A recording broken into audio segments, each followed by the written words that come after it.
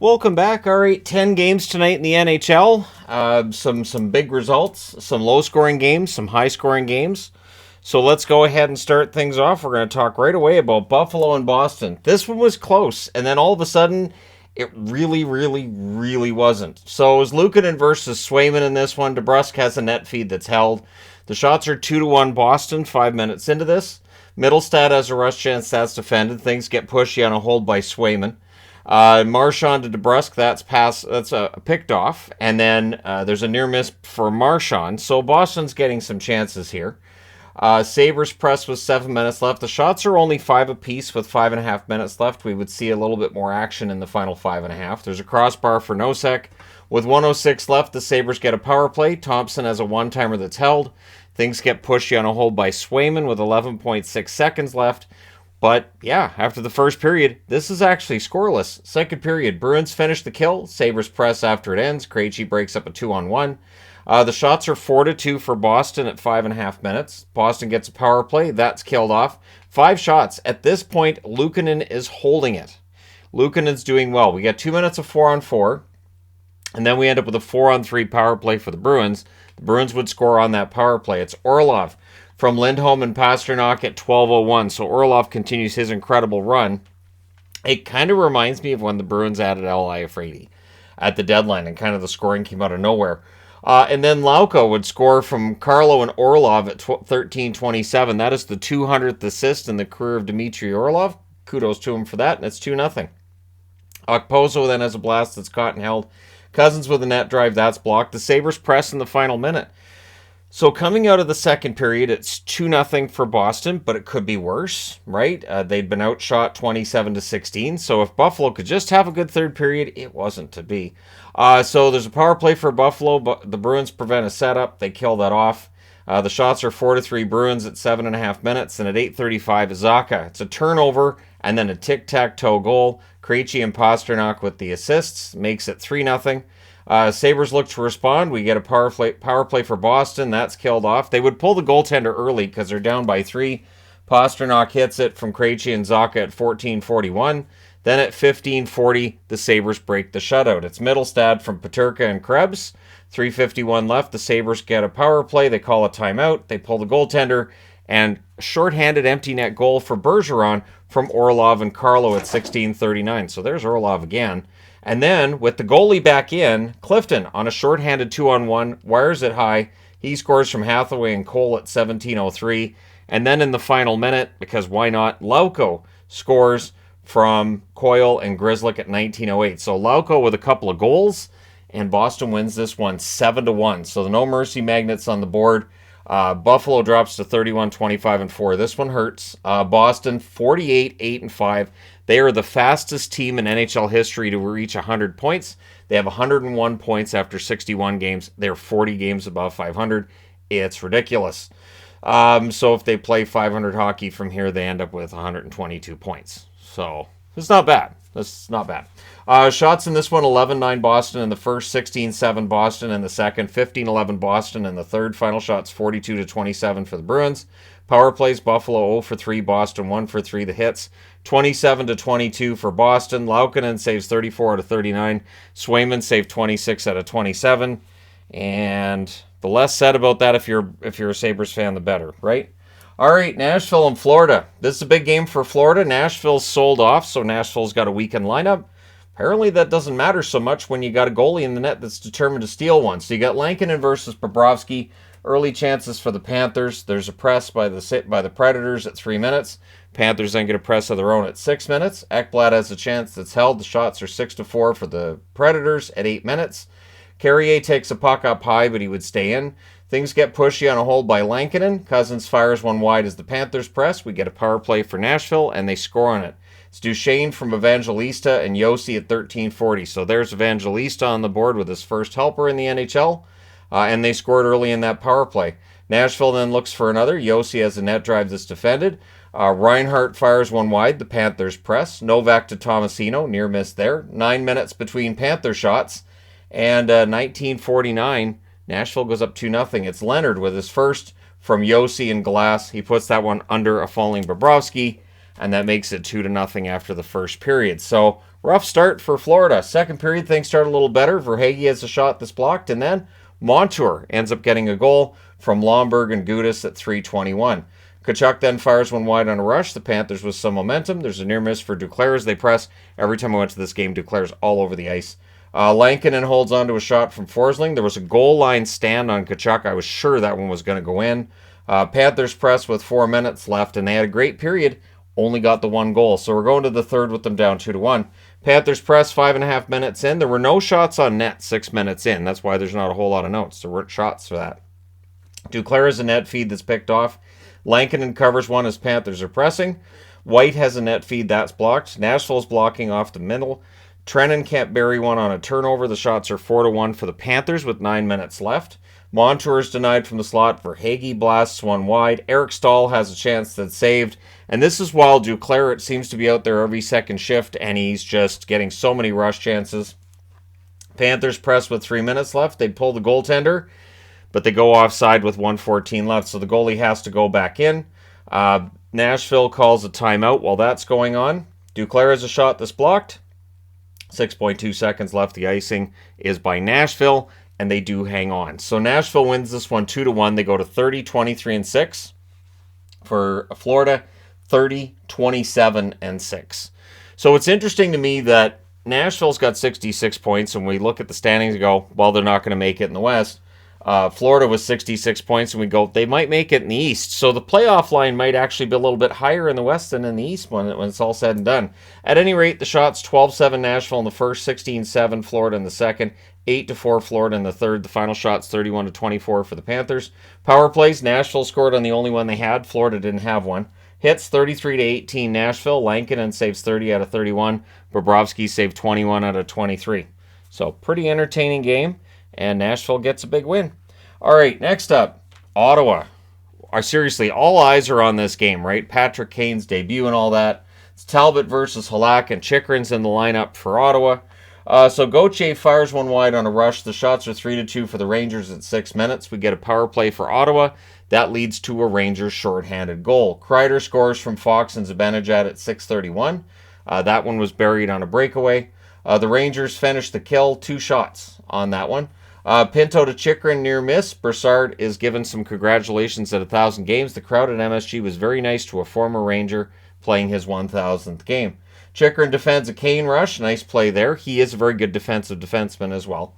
Mott was down on a hit by Watson. The Rangers get a power play. It's reviewed. It is a 5-minute major, so Watson's night was done. Had to be a bit awkward, too, because, of course, Mott was their teammate until, a week ago.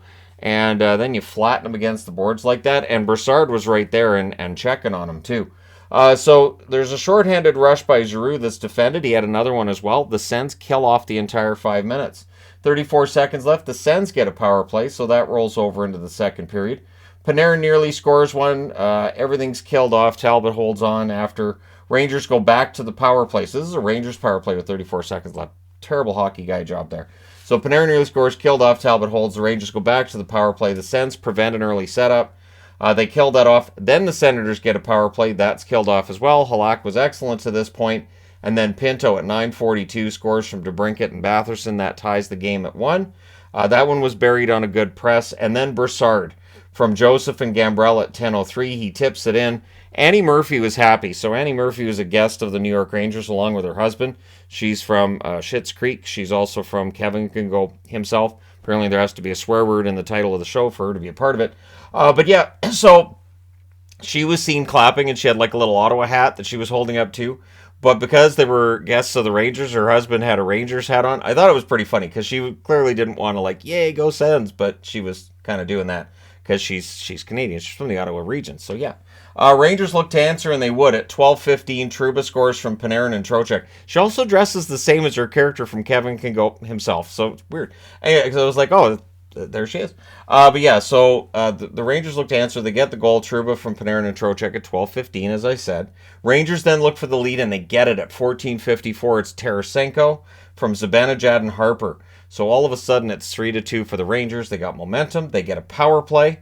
That's killed off. Then with 43.7 seconds left, Ottawa gets a power play, so that rolls over into the third period. DeBrincat has a shot that's held. The Rangers finish the kill, but not long after, at 1:35, Brassard ties the game from Giroux.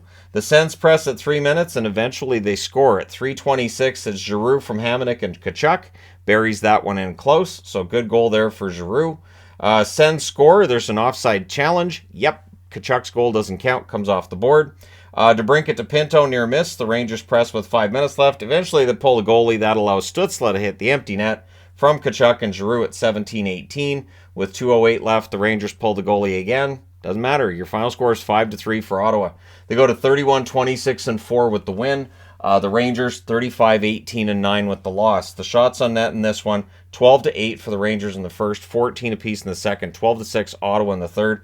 Final shots 34-32 as Ottawa ruins the debut of Patrick Kane. Power plays, Ottawa 0 for 3, the Rangers 0 for 4. The hits 20-18 Rangers.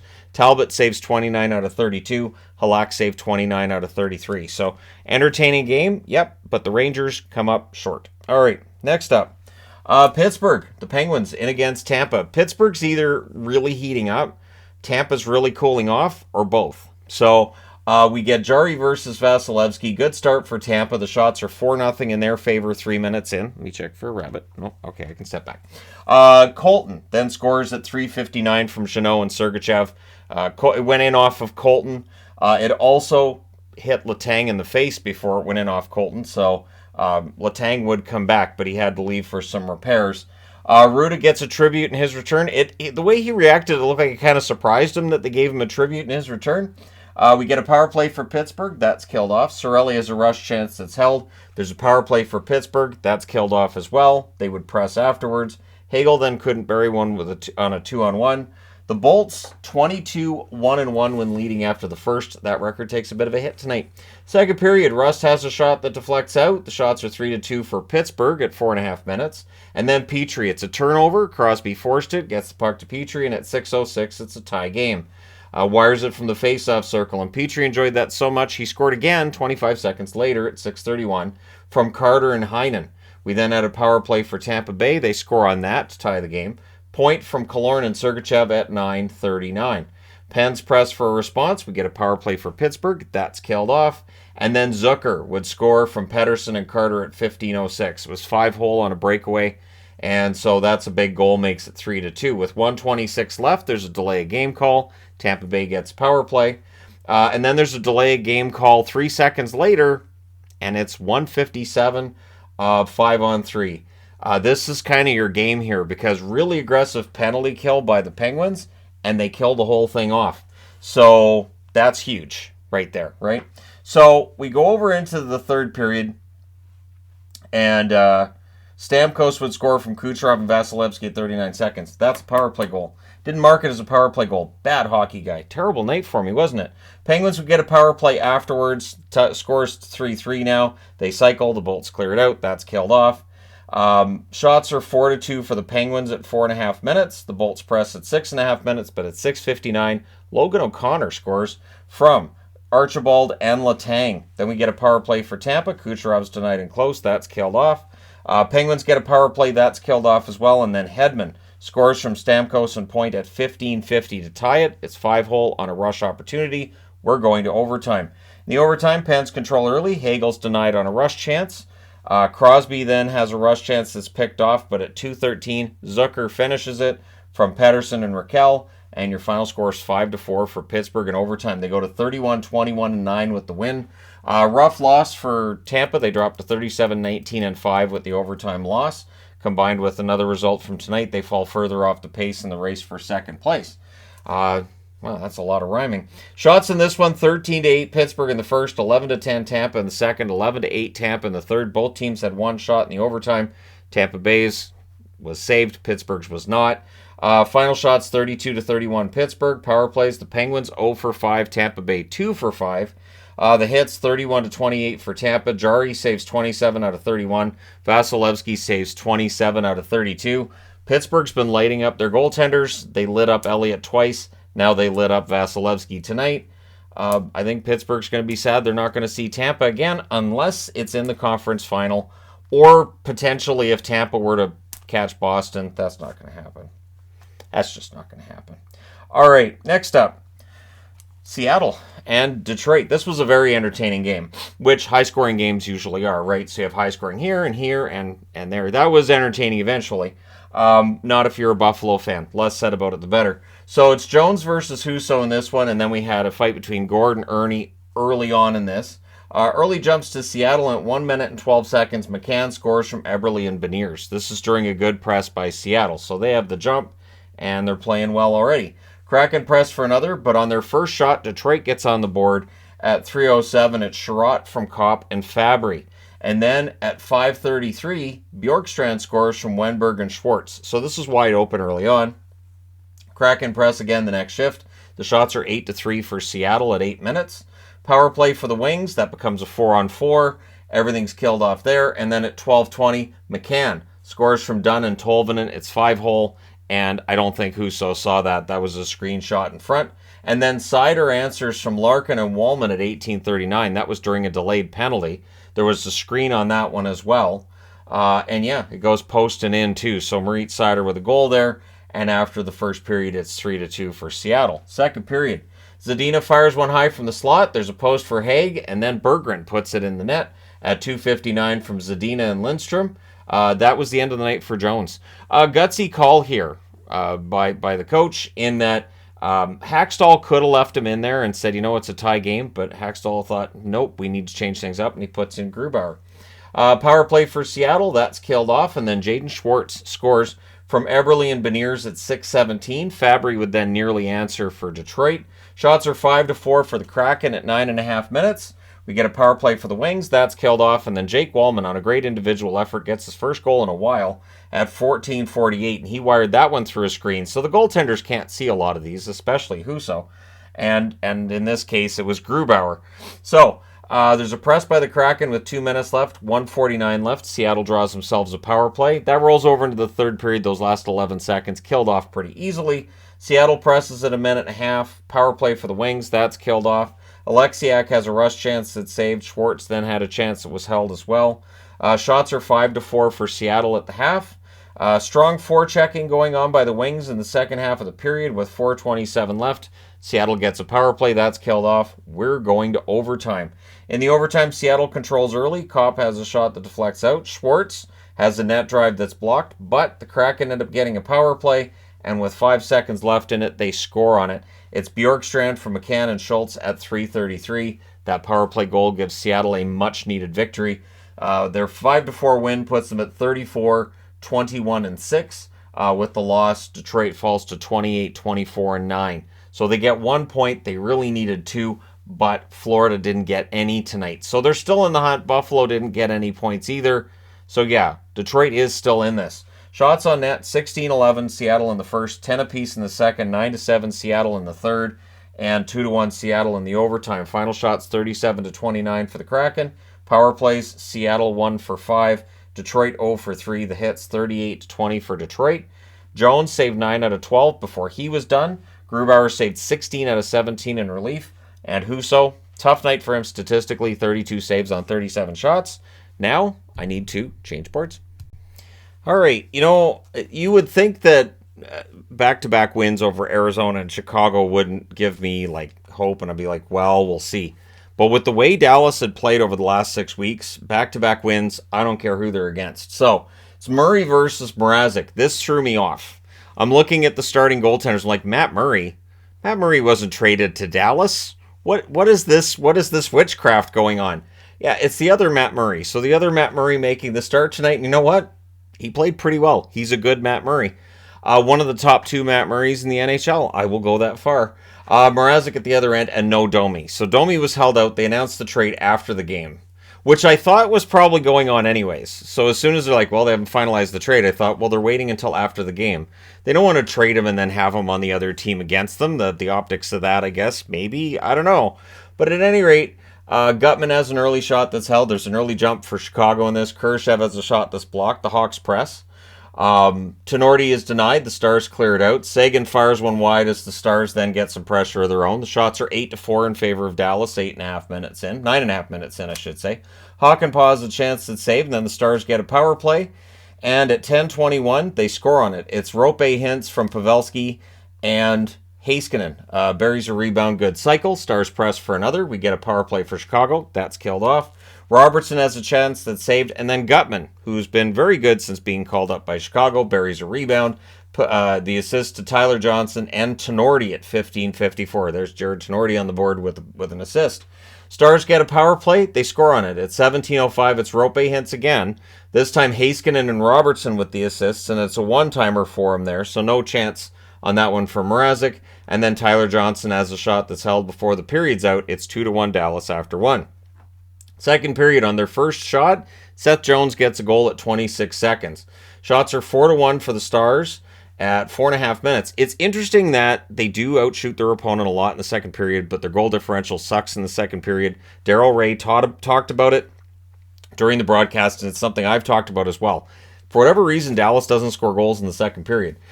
So power play for Dallas, Hintz with a near miss. They cycle. Englund flattens Robertson. That's killed off. The Stars press after. Mrazek's the only one reason this game's tied at this point. Kachuk has a rush chance that's saved. The Stars press with 4.5 minutes left. Pavelski's denied in close because he's not allowed to get another goal. Stars press to close it out, but it's 2-2 after 2. And I think this is the sixth game out of 7 for Dallas that's been tied after 2 periods. So we go to the third period. It doesn't take very long for them to untie it. Ben from Johnston and Dodonov at 45 seconds. So Dodonov with another point tonight. Good for him. He's fit in well. Reichel then fires one high on a rush. There's a near miss for Hintz. Foxa with a near miss on a net drive.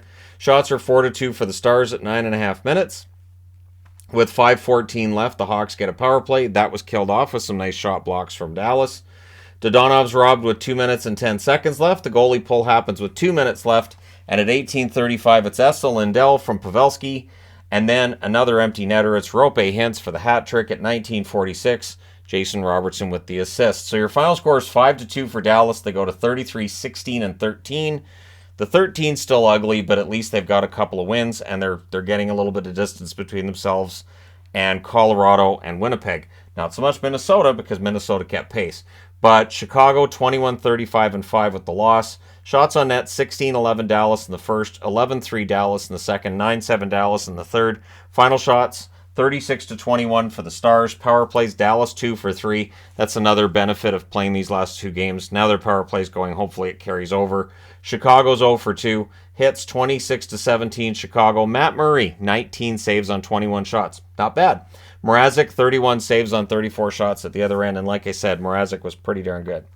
All right, next up, Toronto. So the Leafs in against the Calgary Flames. We had Wall versus Markstrom in this one. I will agree with the announcers in this too. If your last name is Wall, you have to be the goaltender when you start playing hockey. Early power play for the Flames. That leads to a shorthanded goal. Blake Coleman at 2:32, and then the Flames finish the kill. So the power play had the opposite effect of what was desired by Toronto. Lafferty has a shot that's held. The Flames press at 7 minutes. Toffoli's denied from the side of the net. Shots are 7-5 for Toronto with 9 minutes left. The Leafs would press again with 3 minutes left. With 55 seconds left, Toronto draws themselves a power play. So that rolls over into the second period. The Flames finish the kill, but remember, they're only up 1-0 at this stage. Zadorov has a chance that's held. The shots are 1 apiece at 3 minutes. Hall's denied on a rush. The Flames press at 5 minutes. And then Marner goes beast mode. Absolutely fantastic moves by Marner, and he wires it. Matthews and Kampf with the assists at 7:36. So Marner, pretty nice goal for guys known primarily as a passer. Flames then get a power play. There's a goal by the Flames that's scored, but it's offside. So that power play goal comes off. Achari would take a puck to the arm when the play resumes. There's a shorthanded McCabe chance that's denied. They do kill that off. Backlund can't bury one in close. We get a power play for Calgary. That's killed off. 1 shot. Coleman's denied. The Flames press. Nylander has a shot that's kicked aside. Markstrom had been really sharp, and he was really sharp throughout this game. That's the bad news if you're a Flames fan, is this might have been Markstrom's best game in months, and they only get the 1 goal. Leafs press with 1.5 minutes left, but it's 1-1 after 2. Third period, Riley's denied on a break, and right after, the puck's sitting there, and Yarncroke buries it. Riley and Nylander with the assists at 2:20. To me, it looked like maybe that puck hadn't actually gone into the net, that it was beside the net, but there was no real review of it, and I thought, all right, well, everybody accepts it's in the net. We're good. We move along. Lindholm has a rush chance to deflect wide as now Calgary's down one. Marner has a net drive kick to side. The shots are 6-3 for the Leafs at 8 minutes. Tavares has a chance that's held. It's really all Leafs at this point.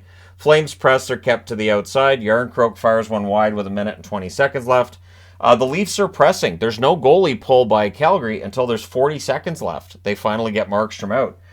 So Toronto ends up holding on. They win this one 2-1. They go to 38, 16, and 8. Great bounce back after that loss to Edmonton. That's the reason I'm wearing a Toronto jersey. Calgary 27, 22, and 13. They're in tight, and this is going to be tough. They're only 1 point clear now of Nashville, who are selling, and Nashville has games in hand on Calgary. So this, I do wonder what Brad Treliving might do tomorrow if he does, in fact, decide to pull the plug and sell off assets. We know he might be able to get a lot for them, but we'll see tomorrow morning. Shots on net, 10-7 Toronto in the first, 14 apiece in the second, 10-5 Toronto in the third. Final shots, 34-26 for the Maple Leafs. Both teams 0-2 on the power play. Hits 20-18. Calgary wall was a wall. 25 saves on 26 shots. Markstrom was a Markstrom. 32 saves on 34 shots from him. And again, might be the best performance he's had in a while. And it just doesn't work out. All right, Minnesota and Vancouver. I like these games where Vancouver keeps the score close. Ultimately, it doesn't work out in their favor, but there's still some positives to take from this. This is what I want down the stretch. So Fleury versus Demko. Ojic skate was on display, and it's fantastic. I ordered a hat. I didn't order a jersey because they're $750. I'm not doing the auction either because those auctions always end up ridiculous. But it is the native take on the skate, I think, is absolutely fantastic. If the Canucks came out next week and said, you know what, we're going to make this our logo, I think a majority of Canuck fans would be okay with it. If you haven't seen it, look it up. It's fantastic. So early press by the Wild, and on their fourth shot, they score at 44 seconds. So this is not the kind of start you want if you're the Canucks. Kaprizov from Zuccarello and Spurgeon. The Wild look for another. Demko holds. Demko had an excellent game tonight. Power play for the Canucks. Early clear by the Wild. That's killed off.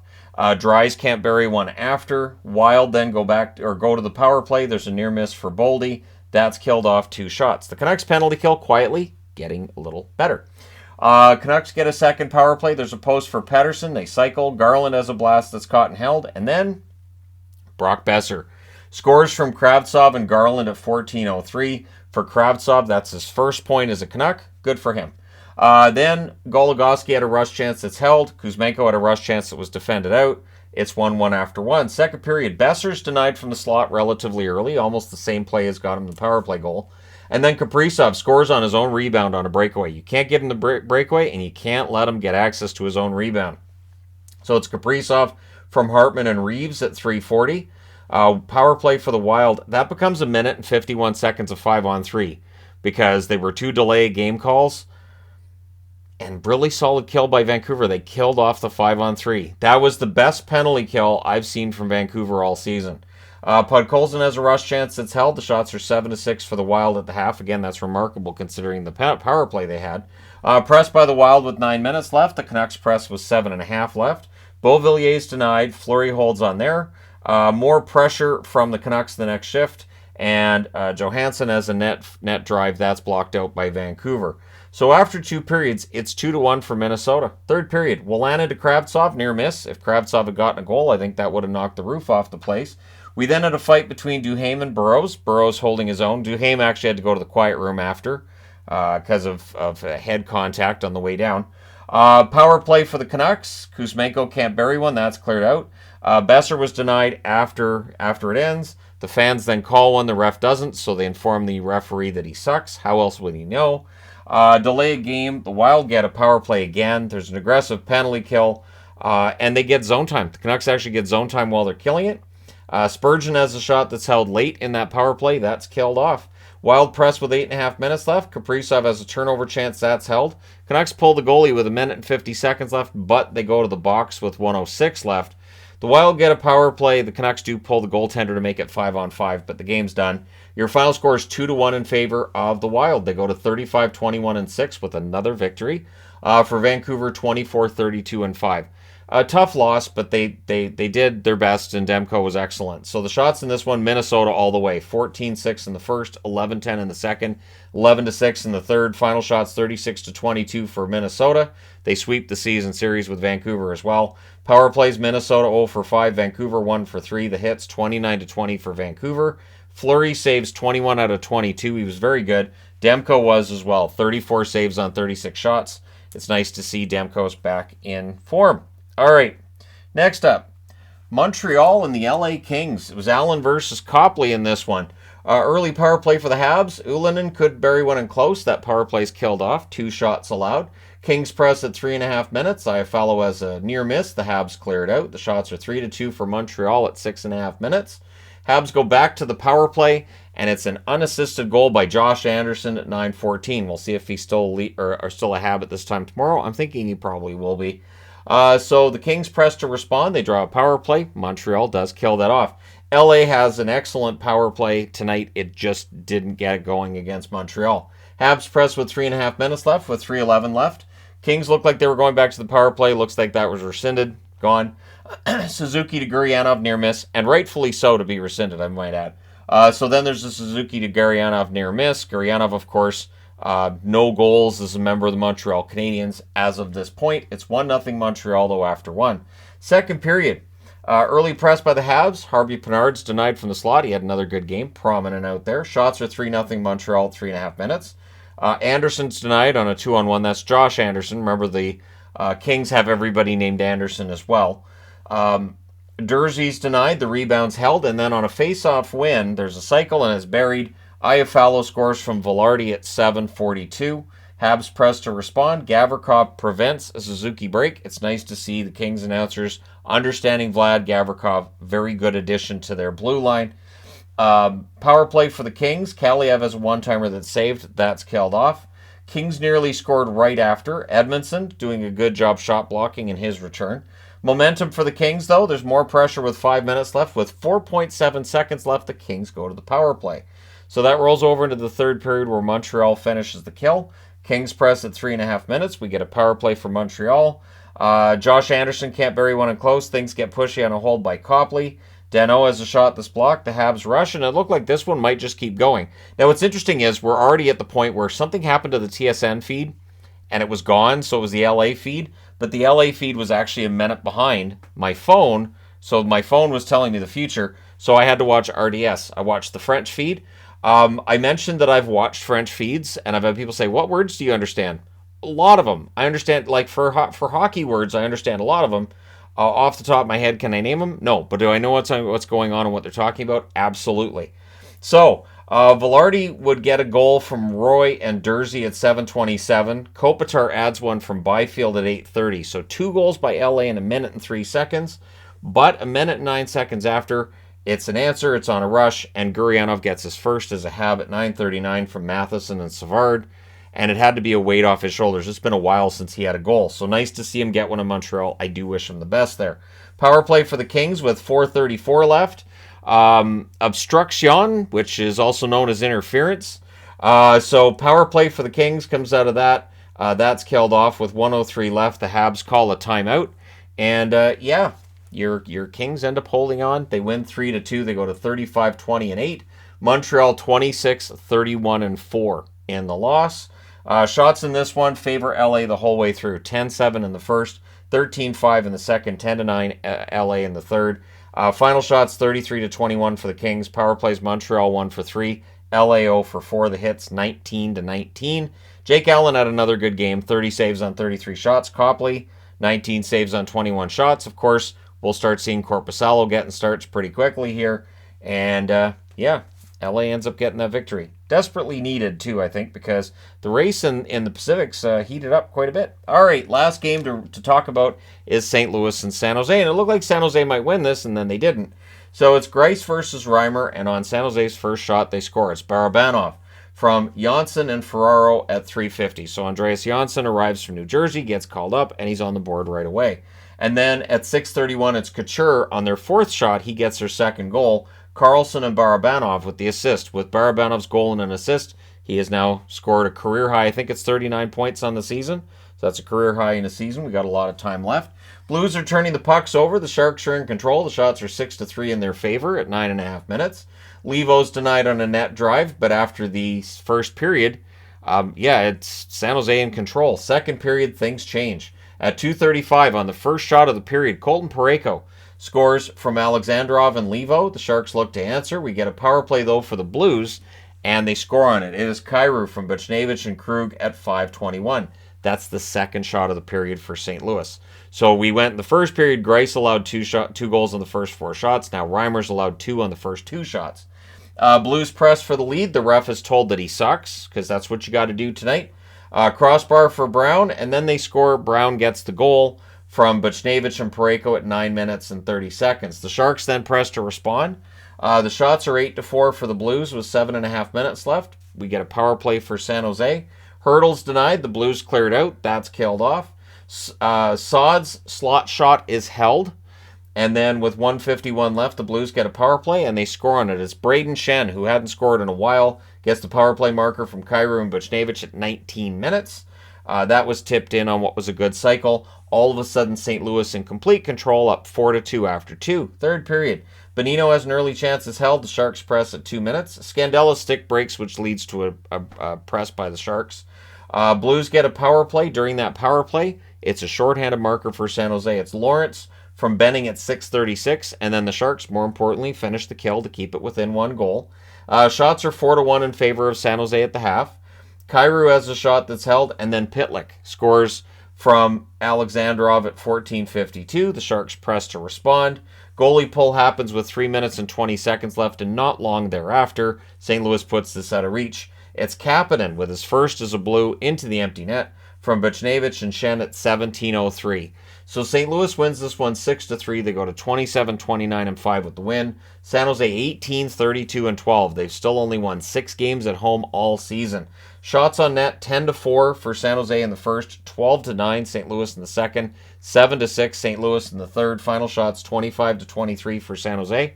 Power plays, St. Louis 2 for 3. That's not the usual night for the penalty killers in San Jose. The Sharks go 0 for 1. The hits 30-17 for St. Louis. Greiss saved 22 out of 25. Not bad considering he allowed 2 goals on the first 4 shots. Reimer saved 17 out of 22. So rough night for Reimer and for San Jose. But yeah, they're out of it. Both teams really kind of sort of are. So St. Louis wins the battle of the maybe Bedards. So let me know your thoughts in the comment section below about any of these games. Don't forget to hit like and subscribe if you're browsing your way through. You just happened upon this video. Thank you guys so much for watching, for all your support. Apologize for any errors that might have taken place. I think it's just the trade deadline and all the video stuff, everything's going on. Just kind of my eyes glass over because I'm always checking my phone like, is there another trade? Is there another trade? So yeah, there's probably some of that goes on. So yeah. Anyways, there you go. Let me know your thoughts. Thank you guys so much for all your support. And don't forget to hit like and subscribe if you haven't done it already. It'll make you feel better if you do. I will talk to you again soon.